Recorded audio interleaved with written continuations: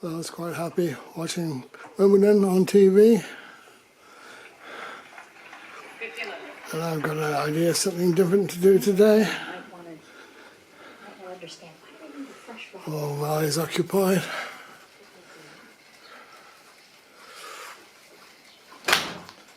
To do something that I last did a couple of years ago. And that was to set up my Hornby O gauge as a one-day model railway in the garden. Well, the forecast said it's not likely to rain today, so let's see about it.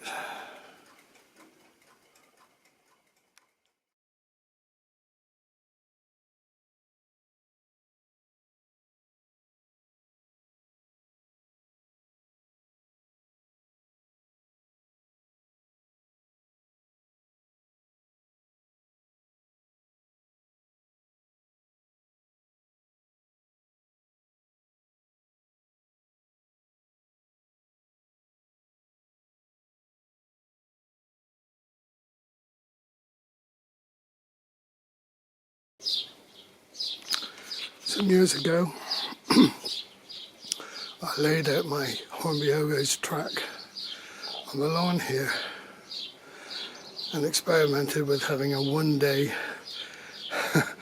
garden railway.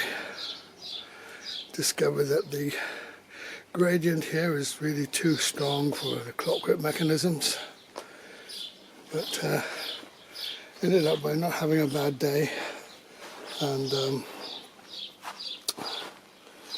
showed off what I had kept all those years since I was a boy.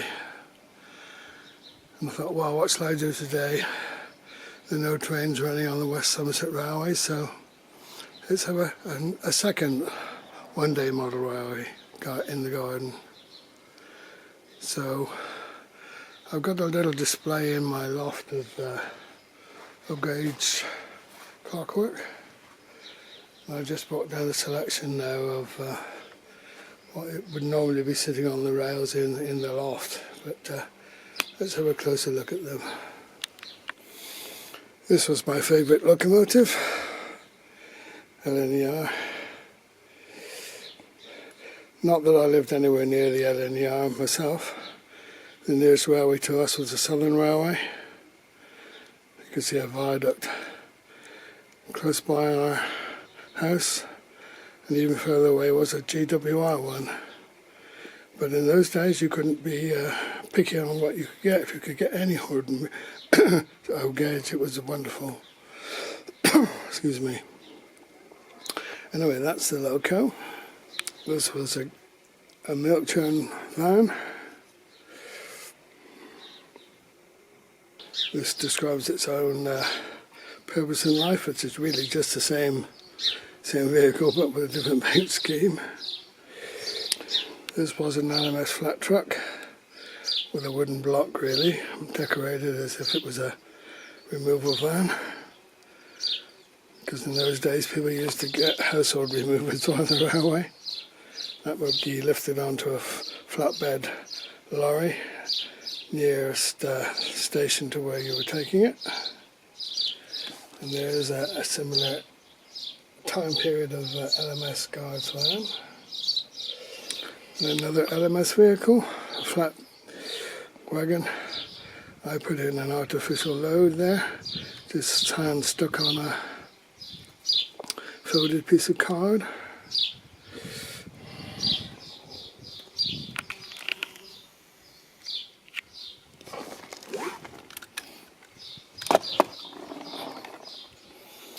Well, that's I think that'll be enough for a clockwork train. We'll put that on the track and see it run. Wound up the loco. Get the brake off.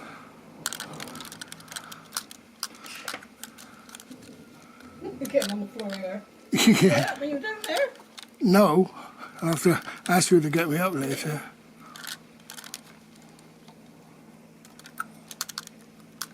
I'm going to start to record. Things often go wrong, like now. Bring your socks in. Come on. Go. That's reverse. That should do it now. Oh. And yeah, that was going that one this morning. Showing okay the last time I ran it.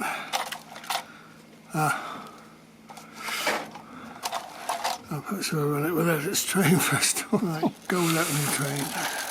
Oh, look at that! Wonderful. Ah.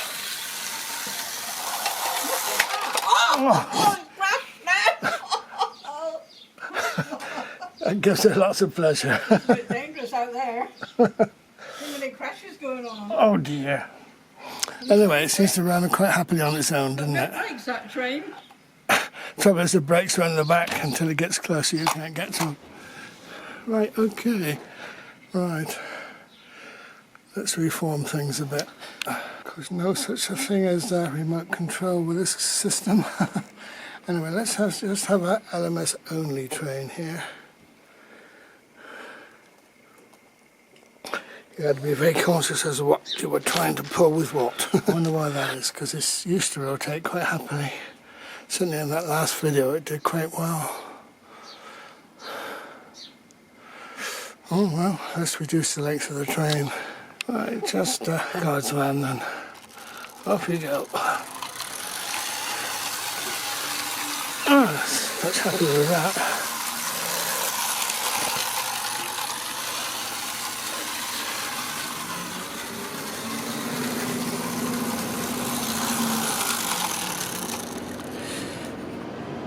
There's a dustman lorry outside now. We'll stop for a while.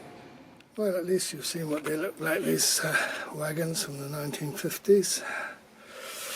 Let's get an alternative range. This, I think, is a pre-war banana van from Fifes. And a Cadbury's chocolate van as well, pre-war. We'll see if it's happy to tow those three with this southern region. Guards van. Even the little doors here. Can't really hold the camera and show you, but the little doors open with a latch on them as well. And they got provision for tail lights. Hornby series, made in England by McCann Limited. Huh. Anyway, let's see if that little tech engine can pull these three. Right, let's try and reverse this time.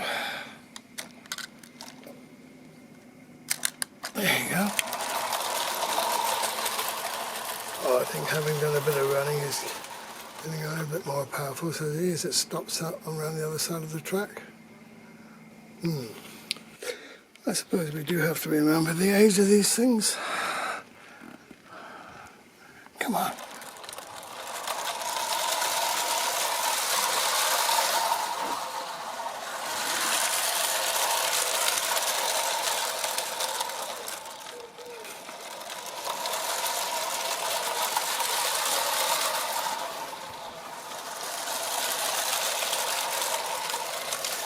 That's more like it, but it's only really happy with two wagons, isn't it?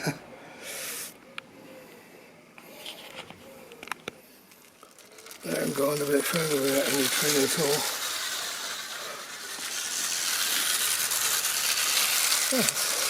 It's happy on its own. Doesn't let any further winding. Alright. Well, if you're a bit tired, I wonder how the next locomotive will get on. Yeah, even more likely to take off the rails entirely, but it's not having to move its own weight. Still, I suppose. And I think it was designed in the 40s, probably. Made in the 1950s. Well, this next locomotive is definitely a pre-war one. Made in the 1930s. It's had a harder life, I think, than the LNER one. Similar key.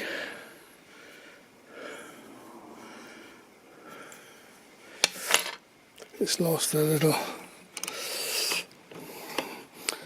device off the end of the control rods.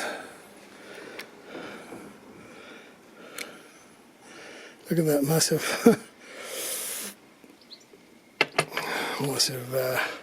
front lamp on there.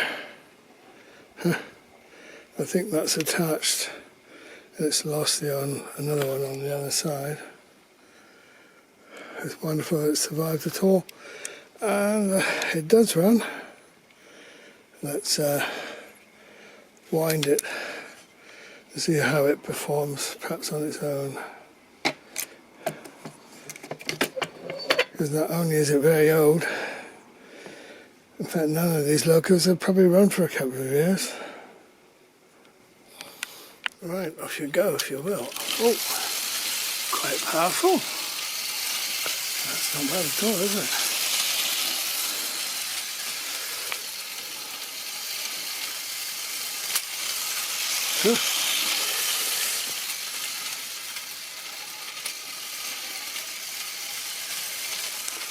Oh, well done.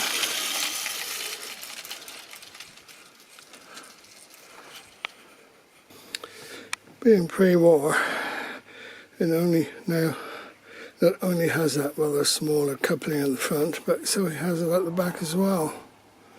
And these wagons also being pre-war, they have that kind of coupling, which of course is not automatic. And this one as well.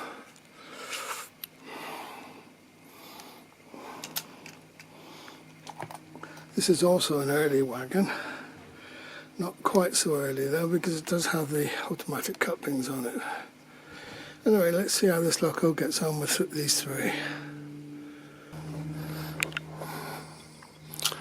Right away.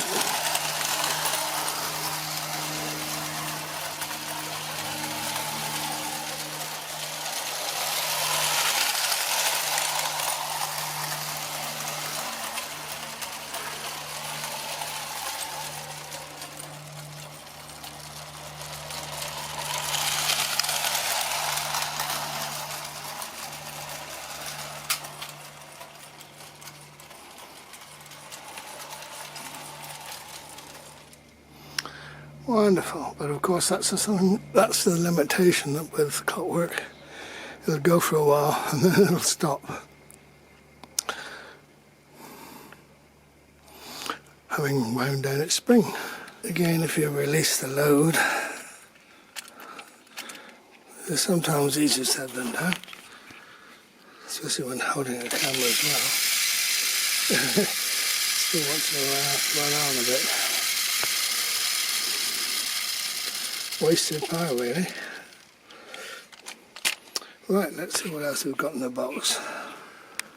Well, I might have to cut things short. The skies are getting quite black. It might rain any moment, so we'll have to speed things up a little bit. Never mind. Give me the essence of what Hornby Old Gaze was all about. In the box I also brought down to run what was called a timber wagon.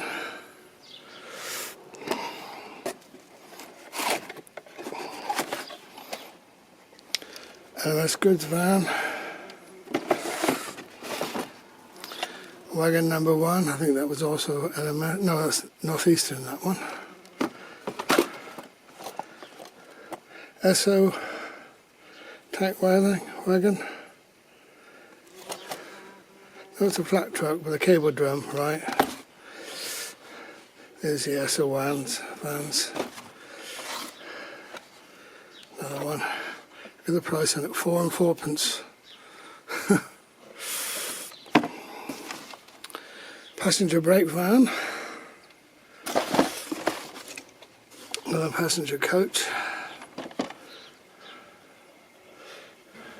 This is what the passenger vans look like. No corridor connections or anything clever like that, of course. And this was a loco that came in the set with those to pull them. LMS. Now the last time I ran this out here in the garden, it was the poorest performing of the lot, so that's I'll just try it on its own first of all.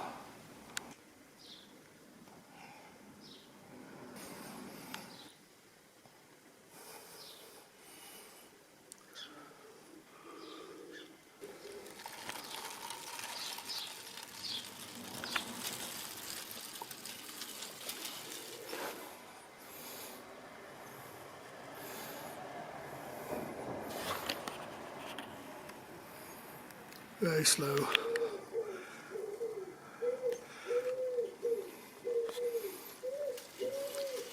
A little bit faster on the straights.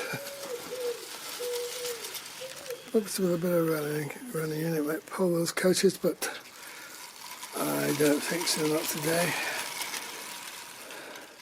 Especially as I just felt a spot of rain. I don't want this to be left outdoors in the rain. So, well, that was a sample as to what my Hornby gauge layout is like. Well, what it can be if it's out in the garden, which really is not very practical. Well, that one disconnects so it's tender with the usual running on once there's no load on it.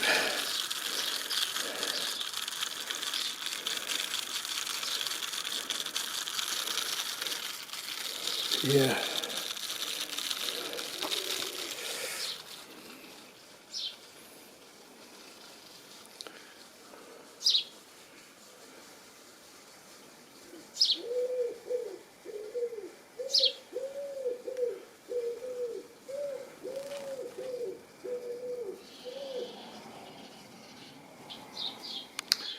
Well, this is more the size it should be running around the garden, but sadly that's just made of concrete.